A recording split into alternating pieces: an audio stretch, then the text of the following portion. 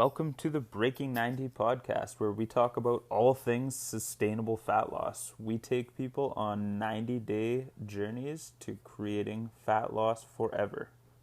Thanks for listening. I hope you enjoy the episode. Hello, everybody. Welcome back to the Breaking 90 podcast. I'm here today with my co-host, Kelly Sarlo. We're two of the coaches of Breaking 90 Fitness, and we hope you guys enjoy this episode. Thanks for listening. Alex, how are you? Good. How are you doing? Good. So we've got big news. We're What? getting a dog named Gary. I'm excited. We're getting a little puppy, a little chocolate lab. I know you already know this, but the listeners don't know this yet. So we're getting a new little Breaking 90 mascot named Gary. I love old man names for dogs. And the funny thing is that Emerson insists on his middle name being Bob, so it's Gary Bob, because he loves the snail Gary from SpongeBob, and that's where the Bob comes from too. That's really cute. Yeah, Love it. I can only imagine that he'll live up to the character of his name. probably Gary Bob coming soon. Yeah, post pictures as soon as you have them. Okay, yeah, everybody can look forward to that. We should be getting Gary Bob in June. And do you desire for all of us to say his full name like that? I don't know yet. I haven't decided how it's gonna flow. We have like a history of giving nicknames to our animals, so I could see him being like GB, or Devin thinks Gare Bear might happen. So we'll see what feels natural with him. Cool. I love it. What do you have for us today? I don't know exactly where this is gonna go, but it's setting realistic goals and expectations for summer. So similar to something we talked about recently on another podcast, just briefly, but I want people to, whenever you're thinking about this, give this some consideration. So it's the first thing is that we often start telling people to consider this several months out, because people thinking about things like this in April and May might be like, I still have time. But people who thinking about this in June and July are like, oh, it's time to make change. Well, the truth is, it's not too late to make change, but you've missed part of an opportunity by waiting till July to start making your summer changes, obviously. And when you listen to this, I know that's a no-brainer, but that's what people do. We wait until it's too close to make the changes you want to make, and then we set expectations around our goals that are unrealistic, that lead us into the vicious cycle of roller coasters and binges and blowouts. What are your thoughts? Love it so far. In all of the coaching that I do, I'm constantly saying to people, you want to be thinking both forwards and backwards. And when I say backwards, if you are planning down the road, then you have the ability to back up until now to figure out what needs to happen, right? So then we can become better planners, we can be better prepared for everything. So I love what you're presenting so far. Yeah, and I don't have an issue with people starting to make change in July. I'm not saying if you're listening to this in July and you're in that mindset, it's great. You're motivated, you should jump on that. But we have to be realistic. So now if we're starting to make changes in July and we want to have drastic change by August, that's not realistic. That's setting yourself up for failure. Just as an example, I often have people say, you know what, I'd rather just have a meal plan. I'd rather just know exactly what to eat. Like this isn't sustainable behavior. That's only going to work as long as the meal plan's presented to you. You're going to stick to that short term until you get bored or burnt out. So you need to start working on the habits and skills and lifestyle changes that will be sustainable regardless of when you start this journey. So I don't think the approach should change. I think the expectations around results need to change to accommodate the approach.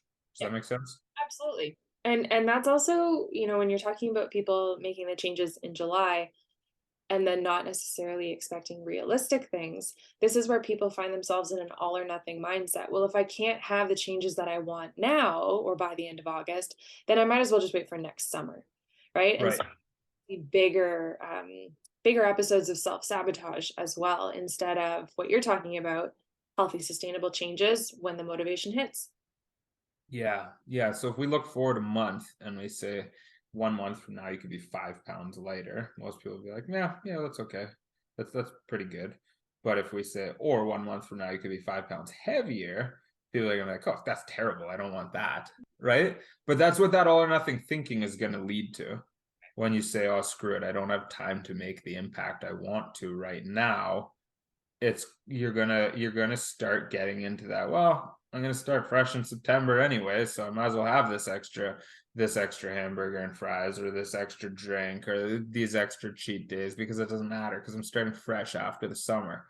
But you always have to be playing the long game, even when we encourage this, even when you go through periods on your journey that you aren't trying to make progress, we shouldn't be trying to sabotage our progress. Yeah. We're not encouraging regression. We're encouraging progress, maintenance, progress, maintenance, progress, maintenance. Those are your two options. The third option of regression or sabotage is going to constantly have you doing this roller coaster that all of you can relate to, that you hate, that you get frustrated with. It's we see it time and time again. Yeah, the last 3 months have been a bit of a write-off, but I'm ready to get back on track. Well, before you make your plan to get back on track, let's evaluate what those last 3 months looked like, what happened to those last 3 months, and how we can prevent that from happening again. Because it's much more important that you stop yourself from going on these regressions than it is to make faster progress right now. That's great. The so when you look at your expectations, making sure that we're setting goals that are realistic, right? We talk about this. If you've listened to us lots, you've heard me talk about this specifically, but we've got outcome based goals, and then we've got the actions that actually contribute to those goals. So an outcome based goal is like, I want to lose 5 pounds by this date. That's great to have an outcome you're shooting for, but it's something we don't have control over. So saying that I want to lose 5 pounds is one thing, and having that as a goal that we keep our eyesight on, we have a timeline around, but you don't actually have control over what the scale says. We have control over the actions we take consistently. So then, similar to what Kelly was mentioning earlier, working our way backwards. So what are the actions that are required for me to lose 5 pounds? Well, I know I'm going to have to probably move more and eat less, and I'm going to have to improve some of my lifestyle habits. Is it realistic for me to create the level of sacrifice necessary to improve my nutrition, improve my movement, and change my lifestyle habits to lose 5 pounds? Yes or no? If no, then you're setting yourself up for failure by just being like, yeah, I want to lose 5 pounds in a month from now. Make sense? Absolutely. Thoughts? I love that, because when you're talking about our two options about progression or maintenance, then rather than choosing failure with regression, we could actually look at, okay, if it's not realistic to do those three things you just talked about, how can I maintain? What is realistic in terms of maintenance, right? So Totally. from those two healthy options, because sometimes it isn't realistic to implement the things that we know we need to change, right? I have a client who is taking care of their ailing elderly parent, and they don't have a realistic ability to be moving the way that they need to and want to move right now. So we go into this period of maintenance where they can do 2 or 3 things consistently to not make regression. And if you're listening to this and you're in a period of regression, you haven't failed. You can't actually fail on this journey unless you're unwilling to get back on track. Love To it. get back on track, you make a choice with one bite of food or one step or one piece of movement. But it's getting back on track is always only one step away, right?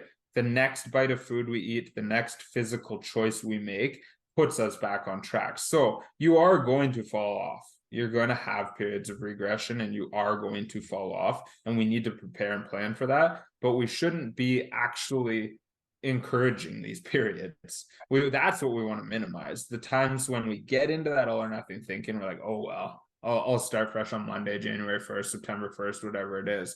That's what we're trying to discourage. The unexpected is going to happen sometimes with injuries and illnesses and setbacks and all kinds of things. But how quickly you're able to get back on track is going to have a massive impact. So encouraging yourself to fall into that behavior where you're like, oh, well, all or nothing, that you'll never get to your goal. You're never ever going to get to your goal. Yeah. I like the SMART acronyms when we look at goals, because I think it helps people just frame them well. What are your thoughts on that?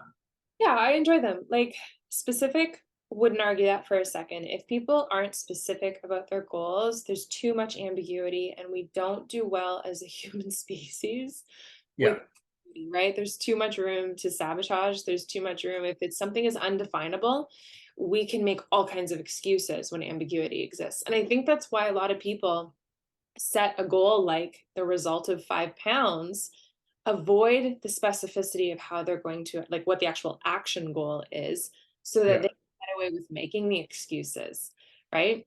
Yeah.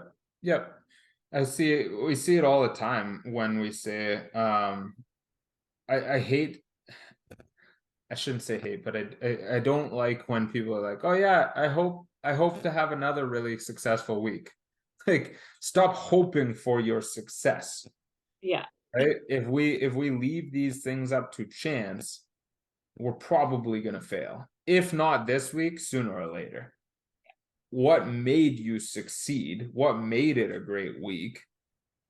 How can we repeat that? What are the steps that we need to take to repeat that? So I agree there's some flaws in the SMART acronym and system, but it will for sure give you a better viewpoint on your goal. You should be sitting down and analyzing your goal more than just stating your goal. That's not enough. Yeah, absolutely. Do you want to go through the SMART? Yeah. So specific, you already said. The second part, the M, is measurable. I know some people use different letters or different words for some of the letters too. But measurable, it like in a way that we have to be able to quantify it, right? You'll hear me often talk about how we can't manage what we don't measure. It's I like our clients to log weigh-ins, because then we can actually measure progress and we're not guessing as we make changes along the way. Anything you want to add there? Yeah, I like that the idea, I think, pardon me, let me back up. I think for some people, measurable can be a scary thing, especially when it's weight loss, because they think the only measurable component is the scale. And we talk a lot about that. There's different ways to measure progress, right? I have a favorite pair of pants. That's what I like using right now. If I can notice how I'm fitting into it or how the clothing is fitting on me, that feels way better than a number on the scale. So people have different ways of measuring things, and I think that needs to be embraced. You just need to be clear on what that measurement means to you and if it has significant enough meaning. I would even encourage you to make your measurable goal around your consistency. Measure your consistency. Like, that's so circling back to the outcome. The outcome is the 5 pounds. The action are these things that I need to do consistently. We have zero control over whether or not that 5 pounds hits. We have 100% control over how consistently we do the actions. So then we say, I want to do these 3 actions consistently until that date I set. Then you can just say, how consistent was it? I want to be at least 80% consistent. So over the next 30 days, I have to do this action 24 days. If I don't do that, then I didn't hit my goal. I wasn't consistent in my action. That was like the biggest takeaway so far in this podcast for me. Okay, I good. hope people like pause that and are like, oh. That's that, because when we make our goals something that we have 100% control over, it's super empowering. Yeah. when we make our goals something we have 0% control over, it kind of feels shitty, Not right? kind, not kinda. Right? Like, yeah, you can sit and pray and hope to lose the 15 pounds all you want, but that scale is going to show you whatever the hell that scale wants to show you. And very much like, because we have our clients submit calendars tracking their nutrition with exactly what you're talking about. We want them to be at 80%. So if someone does have 78% by the end of the month, it's not I passed or I failed. We will say to them, okay, lay 2 more X's on the board in the next week. By the end of the week, you're going to be up to 80%. So we with the finish line is not finite, right? We can actually not even get back on track, but we can just continue with more consistency to be hitting that 80% eventually, instead of being like, oh, well, March was a blur. March was Yeah. Yeah. For sure. That's consistency is the best thing to measure in my eyes, because it's you can put an easy metric to it. Last month I was 56% consistent with this task. What do I need to do this month to get to 57% consistent? Right? Like it's super, super quantifiable. And you need to make the goal in that sense, something that you can just say yes or no. I did it or I didn't do it, or else we're leaving too much up to our imagination. We're going to create weird little rules about, well, that day was kind of successful, so I'll check that off, right? It needs to be yes or no, I did it or I didn't do it. I have a question for you. Okay.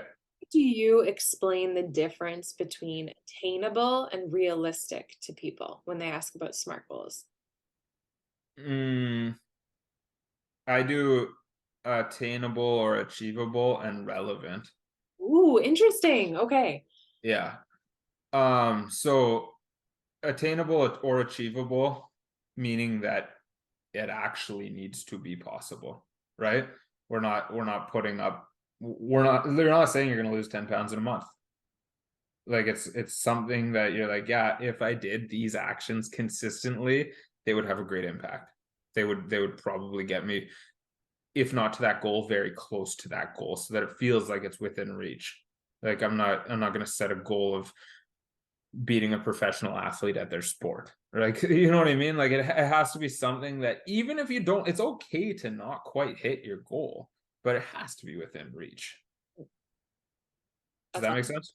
Yeah, I love it. And actually, I haven't heard anyone present SMART with the word relevant. So I really like the shift or switch that you've made. Yeah, because I think realistic, like you said, is very similar in some senses to attainable or achievable, but relevant is why it's important to you, and that's going to change over time too. And I think that has the ability to be the most powerful thing too, right? Because something can be specific and measurable and attainable, but if it doesn't have relevance specifically to you, meaning an emotional tie or a big why, um, who cares if you can map out those other things? Yeah, and I think an important part with relevance is making sure that it still is relevant. And we talk about this a lot. We won't dive into this fully, but looking at, when we set these goals, it's okay to change them over time. It's okay to reevaluate and be like, you know what, that's actually not as important to me as it was before. But not using that as a crutch or a cop out or an excuse either, and just being like, I didn't do the actions that I thought were important to me, but maybe I don't care about losing this weight. So you're like, I'm good.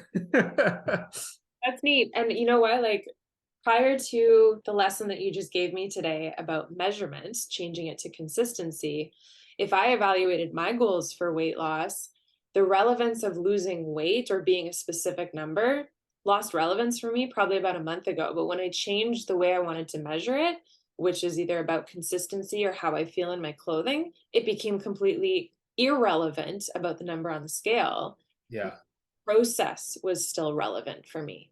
Yeah, I think most people too that start with us, the importance of weight loss starts off very high and then becomes less important the longer they work with us, because the side effects that come with weight loss become more important, right?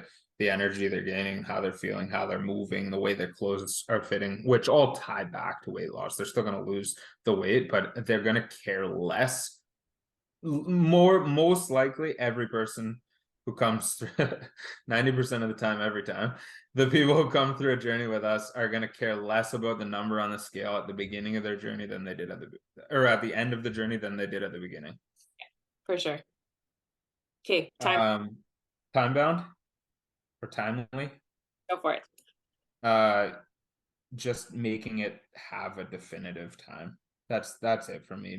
Not just leaving it loose and being like, when I get there, I get there. It's cool to have long-term goals, but even your long-term goals, we should have time bound so that we can have like, 5 years from now I want to get there. So you can actually reflect after year one. Am I moving closer to that 5-year goal? Because if we always just leave it like, oh yeah, 5 years from now or down the road I want to get there, it's always going to be 5 years away.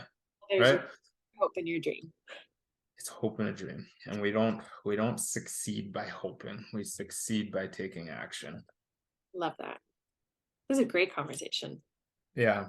So all just circling back to setting realistic summer goals and expectations. Whenever you're listening to this, be realistic with yourself. You can still, no matter when you're listening to this, you can still make a shitload of progress before summer, during summer, by the end of summer. But just be realistic with yourself. Don't set yourself up for failure. Getting on that roller coaster one more time is not something that you're going to be happy with.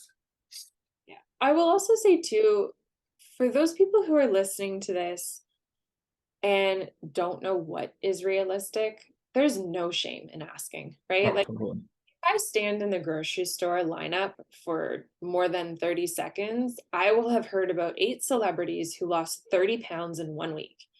That is not realistic, probably didn't happen, but we're being fed these ideas of what we could or should expect. And then we go into something like weight loss with completely unrealistic expectations through no fault of our own. So I think reaching out and saying, like, hey, this is what I want or what I think I want. Could you help me understand if this is a realistic expectation for myself? Yeah.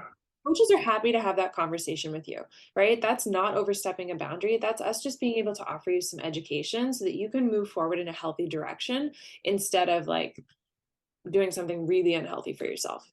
For sure. And even like I've even covered it in this episode in a negative way. Like we hear these numbers that always arise in health and fitness: 8 hours of sleep, 2 liters of water, 10,000 steps, 5 pounds in a month, 2,000 calories a day or 1,200 calories a day. Like there's these set numbers that we just consider the norm, even though there is no norm. It would be way easier for me to lose 5 pounds in a month than you, right? Like but everybody's like, oh yeah, you should be able to lose about 5 pounds a month. Well, why? Why should you? Yeah. For some people, sure, but for some people that goal might be too easy. If you're 400 pounds, then 5 pounds in a month is going to be crazy easy if you start making lifestyle changes. Yeah. Okay, that's it. I appreciate that you go from like super passionate to be like, all right, have a great day. There's a little trick that I heard recently that I love. I think it's such a smart strategy. I talked about it in our Facebook group a while back too, so you can go listen to me talk about this in a video. But all you're going to do for this trick is have a vegetable with every feeding and a fruit after every feeding. Cool. And so what this does is it increases the nutrient panel of what you're eating. You're getting lots of vitamins and nutrients because you're pairing it with fruits and vegetables. It's increasing your satiety, how full you are, how long you're full for, and it's limiting you in the sense that you're not going to stuff yourself with pizza knowing that you still have to have a piece of fruit after, right? So you're forcing yourself to leave room for something healthy afterwards, and you're forcing yourself to pair it with something healthy. So you're not going to go dust a bag of chips with your piece of broccoli. So you have to give your actual feeding some consideration rather than just going off the rails. And you're not going to do this for every meal for the rest of your life. I think this is a cool strategy to implement, maybe like once again 80% of the time, or one of these consistency goals you could set for yourself. But it really forces you to think instead of mindlessly binge. Yep, that's awesome. And it just to even do for a week to evaluate how you feel and to gauge fullness, because I don't think a lot of people think about fullness like you mentioned. So it's a great challenge and tip. Yeah, you won't eat till you're stuffed because you have to save room for that fruit. And don't worry about fruit's not the enemy. And I know you feel like vegetables with breakfast are weird, but you could put veggies in your eggs, or you could put spinach in your smoothie. You'll find a way if it's important to you. That's awesome. Well, thank you. All right. Thanks for listening, guys. Wherever you're listening to this right now, take a screenshot and share it to your Instagram story and tag us in it so that your friends can enjoy this podcast too. Appreciate you being here. Have a great day.